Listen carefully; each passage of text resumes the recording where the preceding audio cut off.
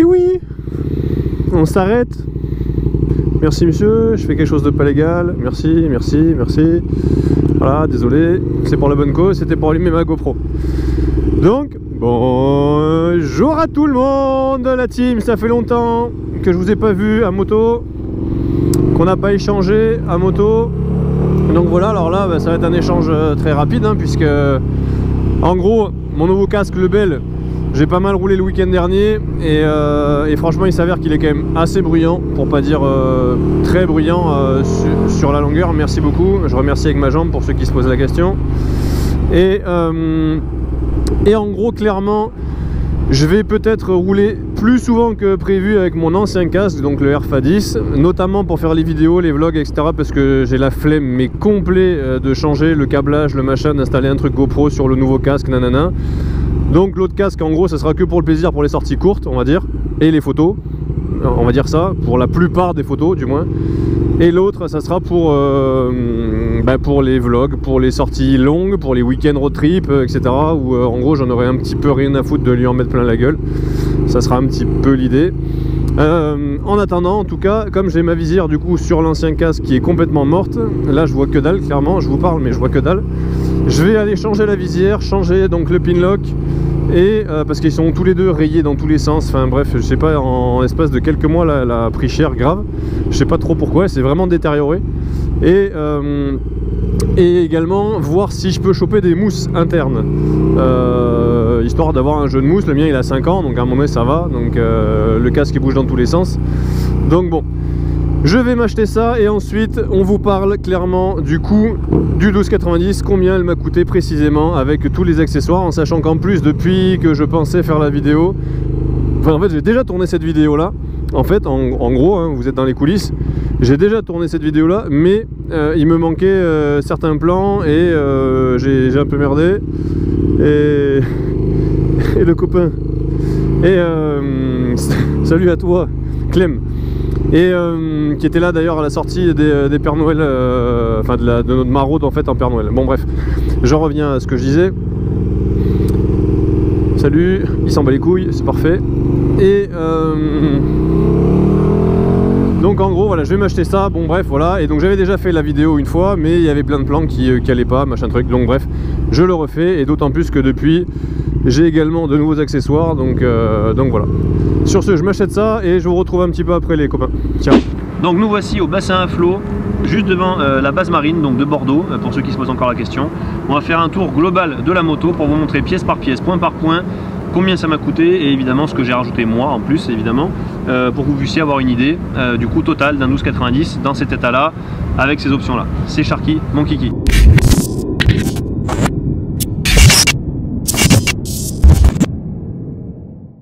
Allez, petite précision, oui, je suis en train d'avoir une rupture de la rétine à cause du soleil, parce que je l'ai en pleine gueule.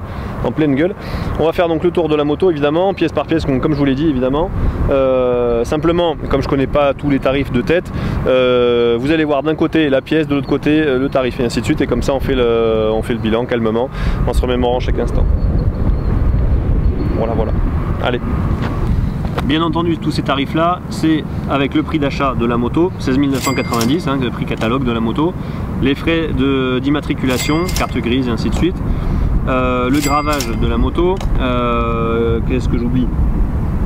M'aidez pas surtout, hein, franchement c'est super sympa les gars, belle interaction, c'est top. La biquet d'atelier, enfin 2-3 conneries en fait qui de base en fait déjà coûtent un certain prix, donc vous allez évidemment encore avoir le détail là. Maintenant, face avant, il y a ce garde-boue carbone qui coûte une couille, d'accord. Il y a les roulettes de protection RG, il y a les disques de frein Wave, et il y a la peinture des jantes, qui était cadeau dans la négociation, mais qui en soi, normalement, on doit la payer, et ça coûte un certain prix, surtout quand on a envie du travail de qualité. Donc ça, voilà, il faut y compter. Il y a également le saut de vent Maxi Carbone, les rétros Wish.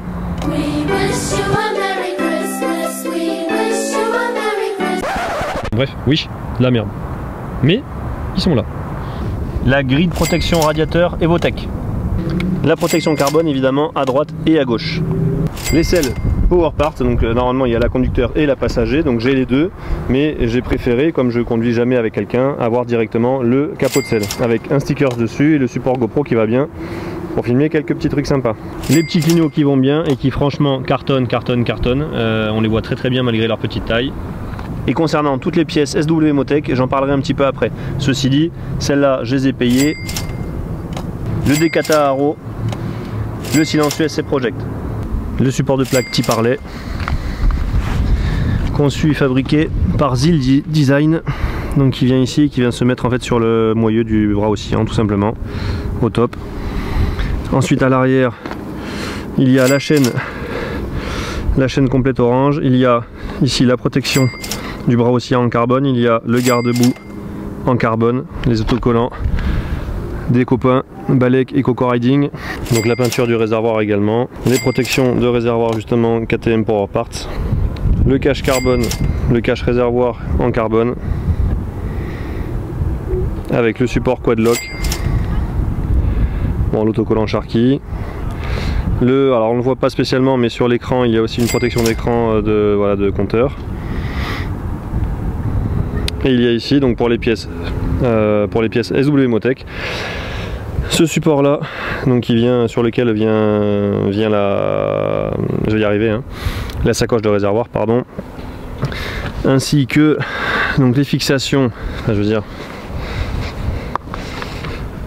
la fixation ici pour les sacoches latérales et ce sabot moteur qui est également ici et qui donc tout cet ensemble là m'a été offert, mais si on doit effectivement les acheter c'est un billet de plus de 600 €, donc c'est pas rien. Et voilà la gueule que ça lui donne.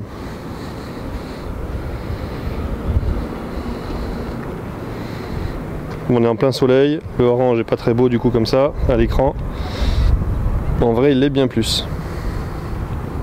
Et dans ce qui se voit pas ou peu, il y a le pignon de 16 qui a complètement changé le comportement de la machine. Il y a les plaques SLS, d'accord, parce que quand on modifie, quand on change en fait le Decata pour un Decata, il faut supprimer en fait tout un système d'anti-pollution extérieure norme Euro 4. Donc ça passe par la suppression du système SLS et donc il faut boucher cet endroit là qui est normalement un conduit. Donc il faut le boucher. Il y a également la carto, il y a également le filtre à air. Donc tout ça en fait, carto et filtre à air, ça m'a été offert par la concession Bike Moto. Mais c'est pareil, ça coûte un certain prix au départ. Il y a bien entendu, j'ai oublié tout à l'heure, les écopes noires, puisqu'à la base d'origine on est d'accord, mais mon réservoir était gris. Petite photo là par curiosité. Réservoir gris, écope blanche, garde-boue avant blanc et les jantes étaient orange.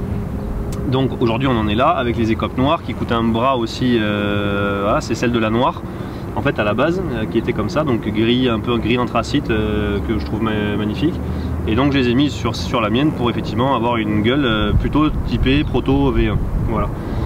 Voilà les copains, donc ça m'a coûté une couille tout ça, et là je vous donne le résultat final, je le dis pas, en fait ça me fait mal quand j'y repense, mais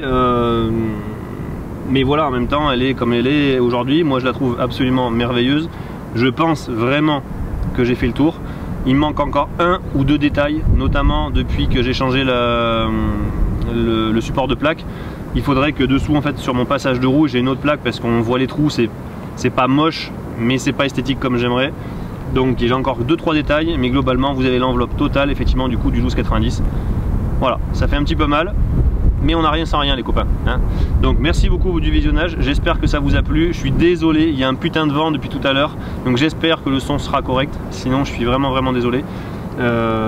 Au pire j'irai la faire une troisième fois la vidéo. Mais bon, donc j'espère que ça vous a plu, et dites-le moi en commentaire évidemment. N'oubliez pas Instagram, Sharky Brab, je suis de plus en plus actif sur Instagram et de moins en moins sur YouTube. Donc allez sur Instagram vraiment pour ceux qui veulent avoir les actualités, etc. C'est là que ça se passe. Voilà, sur la team, à plus.